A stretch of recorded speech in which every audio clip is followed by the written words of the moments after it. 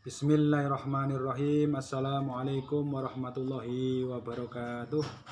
Alhamdulillahirabbil alamin. Allahumma sholli ala sayyidina Muhammadin miftahi babi rahmatillah wa ala alihi washabbihi wasallim. Amma ba'du, sahabat ngaji tasawuf, kita kembali bertemu untuk membicarakan beberapa persoalan. Kemarin telah kita bicarakan beberapa istilah-istilah, sekarang kita akan membicarakan satu tema khusus, yaitu tujuan tasawuf. Yang pertama yang akan kita bicarakan salah satunya adalah tentang tujuan tasawuf untuk dandani awak istilahnya. Jadi tujuan tasawuf itu atau al-maqasid, maksud-maksud di dalam tasawuf bukan untuk mencari kesaktian itu ya. Bukan untuk mencari ketenaran. Bukan karena ingin jadi mursyid, bukan karena ingin dikenal di mana-mana. Bukan itu tujuan dari menekuni laku tasawuf. Tapi tujuan dari tasawuf salah satunya, nanti juga ada beberapa yang lain, itu adalah untuk dandani awak istilahnya. Loh, kenapa kok dandani awak? Ini yang perlu dimengerti. Satu manusia itu selalu dirinya itu dikelilingi oleh hawa. Sementara potensi dalam dirinya ada nafas. Al-Quran menyebutkan dalam salah satu suratnya ya, di dalam surat Yusuf ya, Innan nafsa la'ammaratun bisu. Itu salah satu karakter nafsu itu, bisu itu, amarah bisu. Kenapa bisa amarah bisu? Karena dia dikelilingi oleh hawa dan menyatu dengan nafas gitu.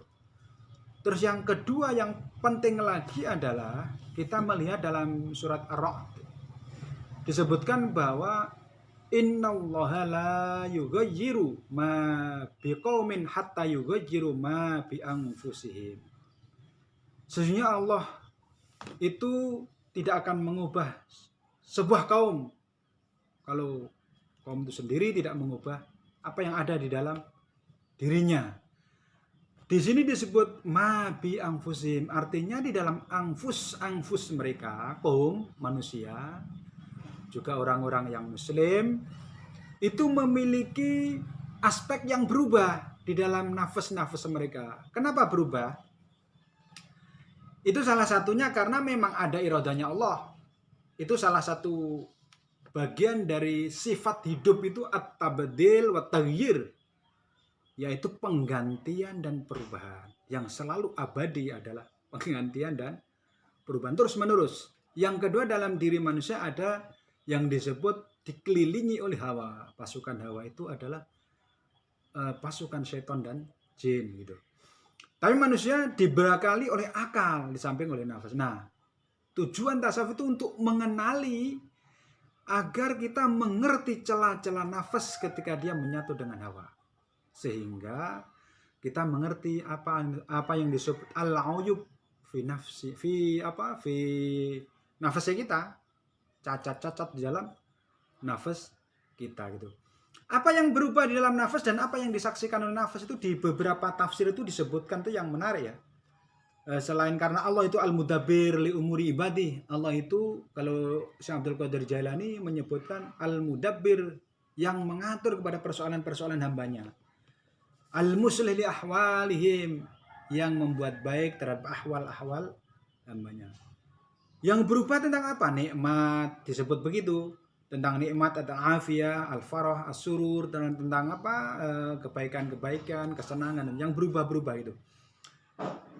Di dalam tafsir yang dilakukan oleh Syekh Rusbian Bakli, salah satunya disebutkan bahwa apa yang disaksikan oleh nafas itu ada latoif tentang bir. Jadi berubah-berubah karena melihat kelembutan di dalam kebaikan Allah. Dia bisa berubah-berubah karena apa? Ada yang nggak bisa melihat kelembutan kebaikan yang diberikan Allah kepada kita. Ada yang bisa melihat gitu. Yang tidak bisa melihat karena apa? Karena tadi dihijab oleh hawa tadi. Yang diubah lagi selain di dalam nafas itu lisan, alsinah. Di dalam alsinahnya itu diubah apa? Makna-makna dzikir gitu. Makna-makna dzikirnya diubah gitu. Sehingga menjadi penting kita mengerti bahwa khayal pun juga melihat berubah-berubah gitu. Karena apa? Khayal melihat sesuatu yang dilihat lalu digambarkan, diabstraksikan, bisa berubah-berubah. Nah, perubahan-perubahan ini mempengaruhi nafsu. Kalau nafsu tidak punya yakin yang kuat, dia akan terguncang-guncang dan terlelah-lelah untuk melakukan perjalanan hidup selama di dunia ini. Oleh karena itu salah satu dari aspek tujuan tasawuf itu untuk dandani awak punya cekelan yang yakin kepada Allah, kesadaran tentang Allah, kesadaran tentang tauhid gitu. Dandani awak itu dari celah-celah yang dimiliki oleh nafsu. Jadi jangan dikira kalau kemudian orang bertirakat 40 tahun atau 50 tahun atau 40 hari, 3 hari dan seterusnya itu untuk mencari kesaktian-kesaktian, itu tidak tepat. Dan itu akan membahayakan dalam perjalanan hidupnya. Oleh karena itu dandani awak itu ya perlu kesabaran, perlu ilmu. Kesabaran, ilmu, menyandarkan diri kepada Allah. Ya Maulaya, ya Sanadi, ya Ilahi, Antal Malik, wa nahnu minal mamlukin. Itu perlu punya kesadaran seperti itu. Ya Ilahi, ya Maulaya, ya Sayyidi, Anta Razik wa nahnu minal marzukin. Itu perlu punya kesadaran seperti itu. Dandani awak karena apa? Nafsu itu kalau sudah dikuasai hawa, dia dipimpin bukan oleh akal dan bukan oleh ruhnya. Sehingga dipimpin oleh hawa itu dia menuruti apa saja yang diinginkan oleh hawa. Sementara ketika hawa itu dituruti, kepuasannya tidak pernah puas. Berganti ini, semu akhirnya. Nah, tujuan tasawuf salah satunya adalah, atau tujuan laku dalam tasawuf untuk mengerti keterbatasan hawa ini kalau dia dikuasai oleh berbagai apa yang ingin menguasai dia gitu. Dan mengerti keburukan-keburukan hawa ketika dia menguasai nafas. Salah satu yang dinas di dalam Al-Qur'an kan amarah bisu itu. Jadi ini adalah salah satu bentuk dari nafsu. Ketika dikuasai amarah, dia akan memerintahkan kepada kita untuk melakukan keburukan-keburukan dengan bisikan-bisikannya gitu. Oleh karena itu kalau kita sudah mengerti ini, kalau bisa ya kita meluruskan niat, meluruskan amal, meluruskan jawari dan seterusnya seperti yang pernah kita bicarakan kemarin gitu ya.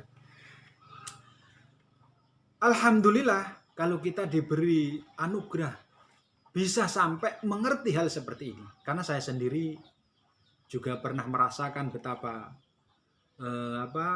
gelisahnya, betapa resahnya ketika khayal menguasai kita, ketika khayal mau memimpin kita dalam menelurkan ilmu-ilmu. Alhamdulillah pula kita diberi anugerah oleh Allah untuk bisa sampai mengerti bahwa betapa buruknya ketika hawa menguasai nafsu. Itu adalah tujuan pertama menekuni tasawuf dan ilmu laku. Mengerti bahwa perlunya kita dandani awak. Setelah mendandani awak nanti ada beberapa proses-proses lagi, tujuan-tujuan lagi yang lebih dari sekedar mengerti tapi juga melakukan amal sampai pada kesadaran tauhid di dalam menjalani hidup ini, untuk sampai agar kita nanti dijemput oleh Allah supaya bisa husnul khotimah sebagai bagian dari ikhtiar kita. Ini saja yang mungkin bisa kita sampaikan tentang tujuan tasawuf atau tujuan laku yang pertama kita sampaikan. Walhamdulillahirabbil alamin. Wassalatu wassalamu ala Rasulillah wa sallallahu ala sayyidina Muhammadin. Amma ba'du, wallahul hadi ila siratil mustaqim. Alhamdulillahirabbil alamin.